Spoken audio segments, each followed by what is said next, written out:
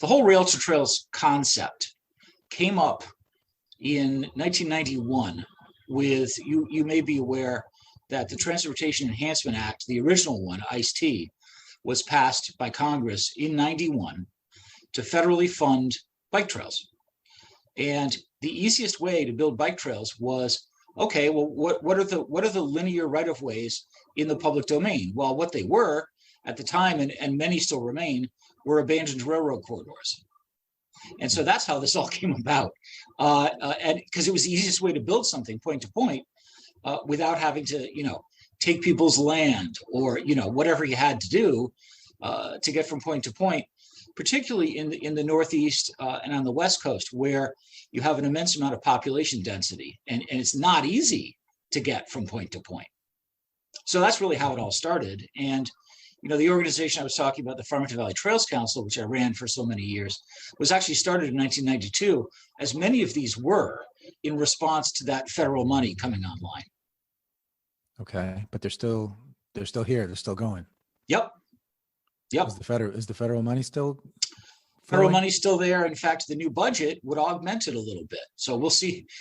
No one knows what the new budget's going to be, but wouldn't that be nice? Because actually, that money has been a stagnant number for many, many years, as the Transportation Act, as you know, gets kicked down the pike every year by Congress. So hopefully, some of this money will be augmented for 22, and we'll see a little more growth in particular new projects. One of the problems in America has been and remains trying to bootstrap. So this is now a town or a local government or an MPO trying to bootstrap projects without a lot of money to do so.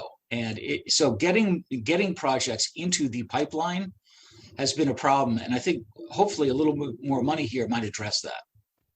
Mm-hmm. And this is the way these happen, I guess. What these projects? What can you give me examples? So yours is one huge project. I'm not even sure that I can describe it well.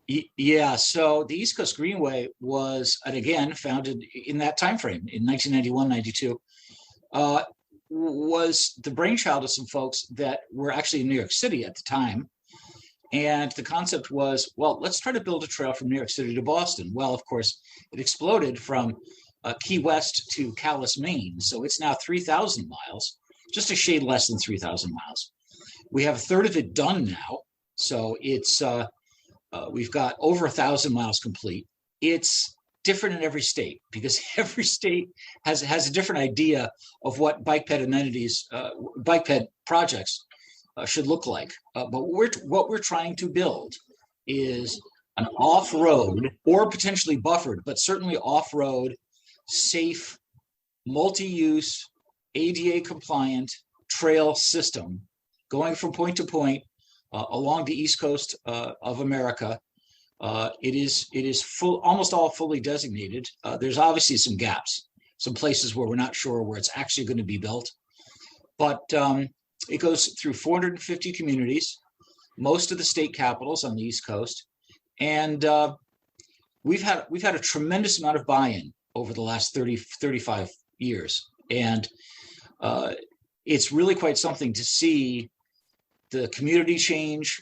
Back in the day, when I first started doing this, there were a lot of NIMBYs coming out and, not in my backyard types and saying, people are going to come and steal my children and my TV, and, and it just never happened. It just didn't happen. And so, and through that process, now we've got a lot more elected officials buying in, a lot more political backing than we used to have too. So it's come a long way. But it is not the world's easiest thing to do to build 3,000 miles of trail, for sure. So when you say, at first it seemed like you were saying it's done, and then it's a third done. So what part of it is, you have like the agreements or the plans or? So I would characterize this as it's a third complete, off-road trail. Less so in some states, it's only handfuls of miles in, say, Georgia. But in the states that I work in the Northeast, New Jersey, New York, Connecticut, Rhode Island and Massachusetts, it's more like 60% done. Mhm. And that has a lot to do with the northern states, I think, embracing the project earlier than some of the southern states. But that's a whole other, we could talk about that for hours. But I think another third, so say 1,000 miles done, just for ease of numbers, it's a little more than this, but something more than a third in process. So it's on a plan somewhere. It's actually in design. Something less than a third is still in some sort of nebulous gray area of planning or just gap. Just, we don't know where it's going to go. Mhm. That's probably the best way I'd categorize it. But it's your group that's been organizing the whole time? Yes. Well, of course, the alliance name at the end, East Coast Greenway Alliance, is the big deal, right? So we work with local advocacy groups, staff, MPOs, particularly planning agencies, but also state DOTs. I spend a great deal of time with DOTs and basically anyone else that is going to work toward point-to-point bicycle and pedestrian projects that enhance communities. That's really what we're about at the grassroots level. I spend, as you can imagine, I spend most of my time in meetings with people, town meetings, whatever it is, to gin up support, to go out and look at projects and make sure that those projects are being built the way we want them to be built. And in general, act as a sounding board for local advocacy groups. I spend a great deal of time in liaison with them, but also with municipal engineers, planners, and others who may not have a background in bicycle and pedestrian design, and kind of point them in the right direction and say, look, here's where you go in the AASHTO guide. Here's where you go, et cetera, to find out what you need. What you need to look at. And in many cases, that is actually a nearby community that's completed one of these projects. And I will have the name of the guys and ladies involved, and I will give them those names. Mm-hmm. So I view my job as something of an educator, something of an advocate, certainly. But at the end of the day, I want to provide value for all these parties. I want to make sure that they get as much information as they can on how all of this works, the actual process of getting some of these things done, and basically allaying their fears. There's always this fear of the unknown when you're spending. You've got some of these very big capital projects. This is not inconsequential amounts of money. A mile of paved 10 to 12 foot wide trail is basically really like building a town road. It's about $1.5 million a mile without any major engineering, and it can be 5, 6, 7 million a mile if you've got a bridge, say, or something like that. So this is not an inconsequential amount of money for a lot of towns. Mm-hmm. There's that hand-holding issue, right? Mm-hmm. So you've been doing this since the 90s? Yeah. So yeah, since what it would have been 91, I guess. Yeah, so 20 years. Have you seen a difference in people's understanding of what it takes and willingness? Yeah, absolutely.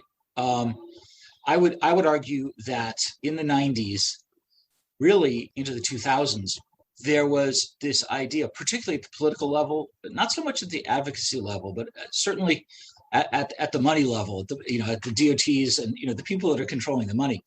It was an unproven concept to them. I think now it is a proven concept to them. That's the radical difference, is people in the capacity to pledge money, find money, direct federal money, whatever it is, understand that at the grassroots level, at the community level, these projects everyone loves, they're community builders, they bring people together, they provide access in particular for communities without cars, without the ability to get around. So there's a huge component of equity involved.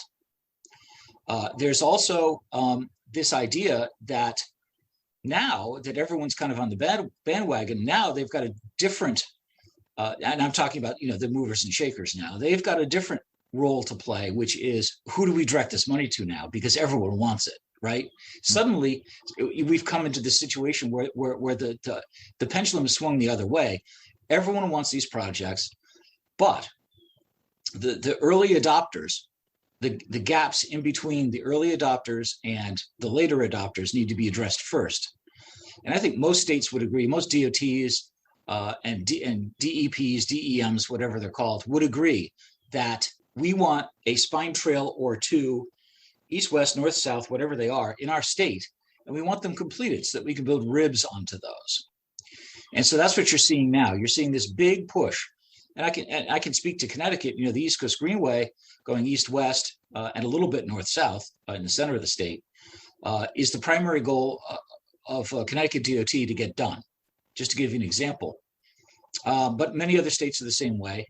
There's a few states that are doing it in a more scattered type of method, but that's the big change. The big change is that pretty much, and there are some exceptions, there's some of the really rich towns in southern Connecticut, the I won't even name the towns, how's that? But there are some towns that are still resisting, because they view it as a property rights issue. They don't want people, even contingent, even just at the side of their land, looking in on their gated compounds, Mm-hmm. So there's still a few naysayers, but honestly, it has really come full circle. Yeah. That's interesting. And I mean, you hear about highways going through poor neighborhoods so often. I mean, that's that same. Well, yeah.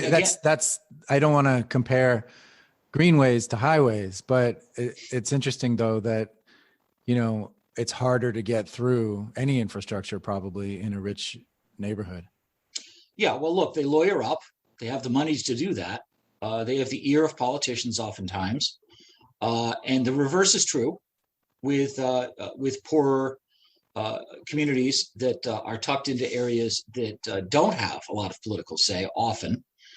And yeah, you're right. Well, look, the classic example is, urban renewal of the late 50s through the 70s, where we built these god-awful highways through the center of cities and totally destroyed them. Certainly destroyed communities, let's put it that way. Just cut them in half. In many cases, Hartford, my home city, Hartford, has 91 right up against the Connecticut River. You can't get to the river. They built a highway on the beach. I mean, talk about strange ideas. And we're still trying to figure out how to deal with that.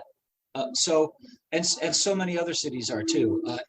I think that one of the reasons why the rails to trails concept was so successful is I go back to this idea that there were point-to-point abandoned right-of-ways that were in the public domain that could be used, pretty much instantly, with the tremendous ability to build almost instantly because they were already engineered. Railroads traditionally are only no more than 3 degrees in slope. They're fairly wide, and they've already been manicured. They might be grown over a little bit, but you just pop the trees out and put in a trail. That was the easy way around it. In the Northeast, on the West Coast, in certain parts of the Midwest that are densely populated, and again, I mentioned this as well, it becomes a serious problem trying to figure out where to place these things. So what ends up happening is we'll get a mile or two in a major city of that type of project, and then we'll have to piece them together with on-road buffered bike lanes, with cycle tracks, with all sorts of other things and I work on those all the time too, because the fact of the matter is that there are intractable places in our cities where for automotive use it's been overbuilt. Can we look at a state artery and say, wow, wouldn't it be great if we could do a road diet? Actually reduce the lanes to 11 feet, provide two sides or even one large side back and forth, cycle tracks, say. So, on one side have bicycle traffic, on the other side have pedestrian traffic. Make sure that the crossings are timed correctly for pedestrians. That's a whole other issue. And suddenly you have something safe that you can use in a city.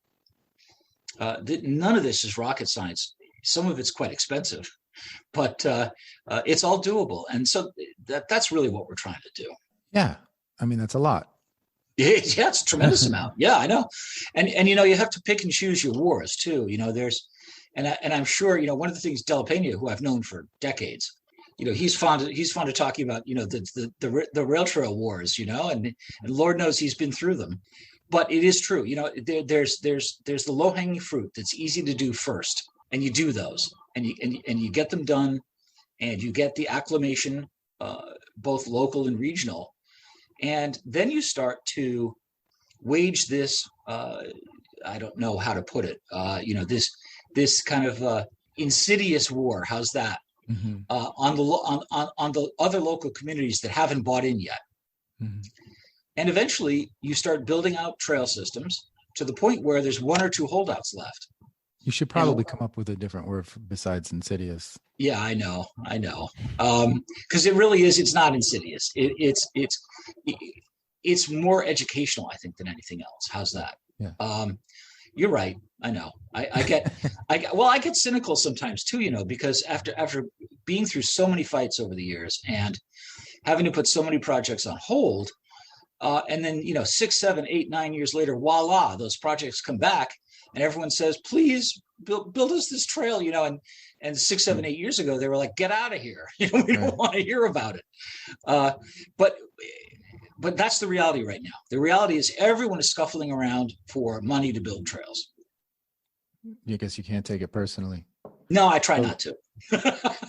So with all the highway money that just came out. Yeah. And then it's mostly not bike ped. Right. But some people have asked, is there a way that cities and towns can take money that's for highways and use it for what you do? Yes, absolutely. And really that has to do with not so much bicyclists, but they're, again, recognizing that bicyclists are considered to be under the rule of law, more like a car than anything else. But really, in terms of pedestrians, many of these projects can have Americans with Disability Act improvements, which in many cases is widening of sidewalks, in particular, signalization of crossings.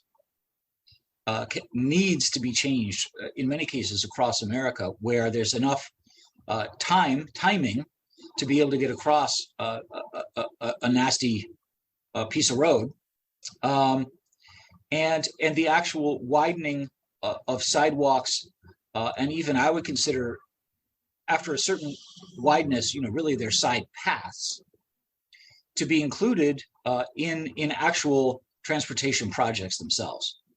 So what you have is the concept, much more of a concept of a complete streets project rather than a transportation project, because the idea is that you want to have all of the users to have egress, to have the ability to, get to a point where I call it barriers to entry.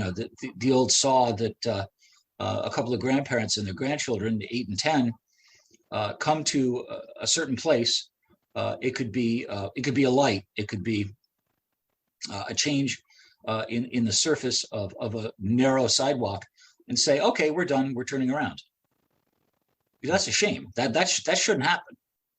So if we can make this kind of the acid test for what we're spending money on for transportation projects, that would be an enormous win for everybody. Mm-hmm. So. Yeah, so it wouldn't be a Greenway, but it would be complete streets, and we could exactly right. I mean, and don't forget, built right, built correctly, best practices and all that. It doesn't have to be a Greenway. It can be a side path. It can be a 10-foot wide side path. Cycle tracks are popular. So in other words, you'd have a side path on one side for bicycle traffic, and on the other side, you'd have a wide pedestrian sidewalk. Mm-hmm. Fantastic, and not much more expensive. Now it does take more right of way on the shoulders, so that's a consideration. And oftentimes, you'll talk to traffic engineers and say, "Well, we can't do that. We need 4 lanes and a buffer in the middle, which of course does nothing." And sometimes they need to be dissuaded of the old way to build a divided highway or to augment a divided highway. And again, that goes back to the education component of this, is managing expectations and making sure that a DOT, whichever state it is looking at all the parameters for all of its citizens, and that can get lost in the shuffle. And that's if something gets me depressed, that's one of them. Is when you see a project being built, and it would have been so easy to add that bike lane to that bridge, and they didn't do it. Those types of things. Yeah, which is happening all the time. So is there, like we talk about engineers having the old mentality, but that means that there's a new mentality. Yeah. Are we just waiting for the old mentality to just evaporate and we'll be set? Yeah. I mean, in some cases, the answer is yes to that. In other cases, it's already happening. Mm-hmm. So I'll give you the example of Connecticut. 20 years ago, the whole concept of not just funding was very opaque. You couldn't figure out, who they were deciding to give money to, how the projects worked. When you were able to even get to a project manager, to a traffic engineer, or whoever, they generally wouldn't give you the time of day, and that has changed radically in Connecticut. So there is now this understanding that there's a very real issue of community support to do these projects, community engagement. I have seen just in the last 7-8 years, Connecticut DOT wanting to have public information meetings on these projects and taking advice and looking at it. And that is relatively new. Mm-hmm. And that is not consistent across the states in America. It depends on what state you're in. Massachusetts is quite good. Rhode Island's pretty good. There's others that aren't.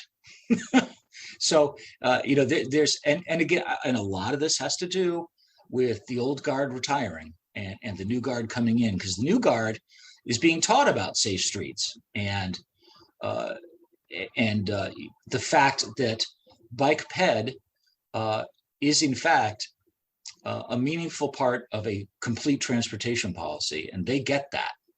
The old guard, not so much, but it's changing. It's changing everywhere. That I can say for sure. Great. Well, then you're in the right line of work. Because I like to think so. I mean, I think I think history is behind me. How's that? I think that things are looking pretty bright. And again, this goes back to living in a community that is not safe to ride your bike and walk around. And the alternative is, 6, 8, 10 years of planning and money, and suddenly you live in a community where you can do that, and it's safe, and you're not going to get run over by a monster SUV. And that's the reality. That's and wouldn't it be nice if we could, get another 1% of the national transportation budget, because that would solve a lot of this, right out of the gate. Mm-hmm. I can't speak for the nation, but some of the Northeast states that I work in, bike trails, let's just call it, off-road trails, are something way less than 1% of the total transportation budget.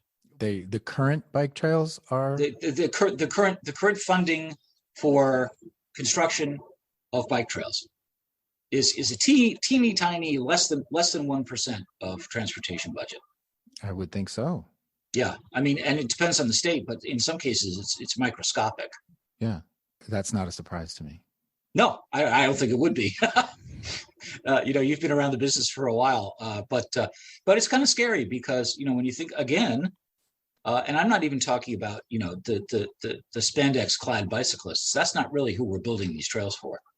We're building these trails for people that need to get from place to place. This is an issue of commutation, an issue of health, and many other things, not the least of which equity, in the cities, trying to get people from place to place safely.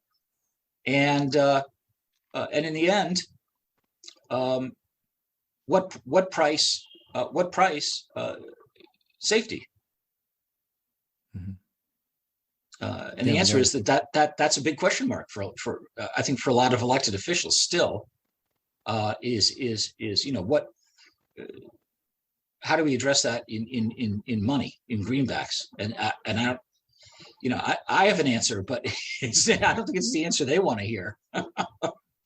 Well, I'm sorry. What do you want to give your concise answer to that? I think again it goes back to going back up to the broad brush strokes and looking at a total transportation policy for the nation and saying, okay, we're spending X on highways, X on rail, X on transit. What are we spending on not so much bicycles, as I said, but I tend to call it bicycle and pedestrian policy and implementation and actual projects. And the answer is not enough.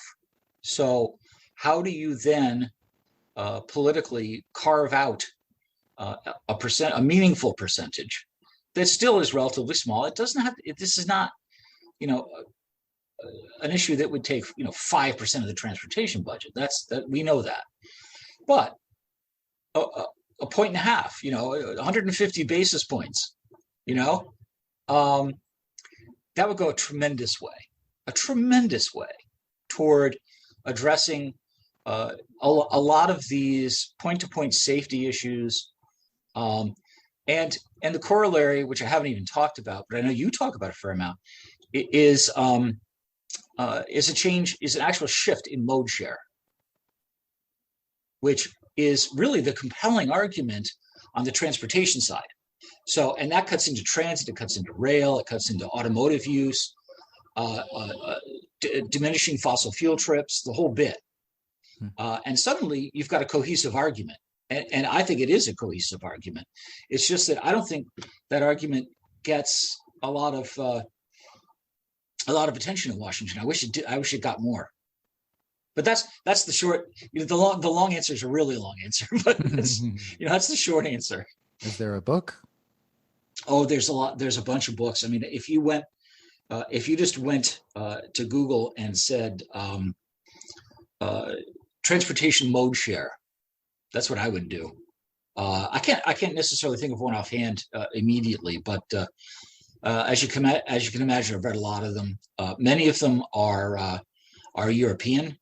They've had great success in Europe with that issue of mode share, that issue of changing how people go from point to point and what types of transportation they use. Well, we are in touch with the Dutch Cycling Embassy, and they're awesome. That's what they're all about. Yeah. So as we let you go here, do you have ways that you want people to interact with your Greenways, and where they can go now, and anything you want to get out there for them? Yeah. So certainly from our end, one of the things that we do is we get pretty much constant emails and phone calls about how we can help you, and the way that generally works is we've got the main website is greenway.org. The other one is map.greenway.org. That is the GPS-backed documentation of exactly where the trail goes, both on and off road. It's mostly signed, certainly in the Northeast. There's some gaps in signage down south and elsewhere, but it is a throughway right now, 3,000 miles, and people ride it every year, quite a few, in fact. It takes a couple months, as you can imagine, but I've done a lot of it over the years, almost all of it. There's some pieces down south I still haven't done. But what happens is if you get in touch with us, so info@greenway.org, I'm Bruce at greenway.org. And what we do is queries come to us. There's 6 of me across the East Coast that are the liaisons with our local advocacy groups, with people that want to get involved with an advocacy group. And that's something I do quite often is someone will just, come to us out of the blue from XYZ in a state, and I know exactly who's doing what in that part of the state, and I'll get them in touch with them. Great. So we act as kind of a clearinghouse almost for that type of information. And then we actually have our own state committees. So there's a Connecticut State Committee. It's got a chair. Actually, it's got co-chairs right now. And they do a bunch of things. For instance, they look at all of the East Coast Greenway signage in every state and upgrade it, change it. We're oftentimes changing where the trail goes on road to provide a more safer venue for people. We have events. We have Ride the State in Connecticut this year. We missed last year, as you can imagine. But it was very successful this year. We had 109 participants that go from New Haven to Southwick, Massachusetts. It's 58 miles, it's almost a metric century. And we do that every year. There's a bunch of other states that have events. We table at other folks' events. Was that a day ride? Day ride, yep. In 2 weeks, we have coming up the New York to Philadelphia ride. That's a 2-day ride. That is now, I think registrations have been topped off. I think we've got 330 riders, wow. And it's going to be quite the production. That starts in 2 weeks. Is that round trip? That's one way. So that is New York, overnighting in Princeton, and finishing up the next day in Philadelphia. How do they get back? We've got buses. We've got that's all been planned forever and ever. And there's a lot of people that actually would leave their transportation in Philly and go back to Jersey City, because we're starting in Jersey City, and that's going to be a lot of fun. And we're going to do more of those. We're actually planning on doing a Boston to Portland one next year. Portland, Maine. Yep. Wow. So, and if you go on the website, we have a lot of other stuff going on, but it's that's the basics, is it, and in fact, if you go onto staff, you will see me, and you can just click on my email and just say hello. That's because that's really what we do, is we want to make sure everyone has the ability to get in touch with us, and we will get you. If we can't help you, we know who can. That is amazing. So you are easy to get to, and you've got a huge network. Yep. All right, yeah, cool. we know a lot of people. That's for sure. We kind of have to. I see at a couple points on your trail, it goes inland in North Carolina and Massachusetts. It does, yes. Actually, Massachusetts has 2 routes: an inland route and an outside route that uses the Cape Cod Rail Trail, and then a ferry into Boston. And then North Carolina goes into the capital, and then also has an outside, kind of a seashore route as well. And there's other places that we've got double routes. New Jersey is one. We've got a couple different routes in Jersey. Connecticut doesn't. Connecticut does not have. It just has the one spine trail, and some other states do too. It really had a lot to do with initially with how and where pieces of trail were built, and we just went kind of organically to a certain extent. Organically. Yeah, well, don't forget, at the end of the day, we are not ourselves physically building this. We are working with partners that are physically building this. So in a sense, we're opportunistic, right? I mean, if someone's building something somewhere and it looks like it might connect, we need to perk up our ears and take a look at it. Interesting. Yeah. All right. Well, thank you so much, Bruce. It was very, very informative. Thank you for the invite. I can't wait to try some of it. I'm let me know. I'll get you some folks to go with you or me. Yeah. All right. I will. Good. All right. Have a good day. You too. Take care.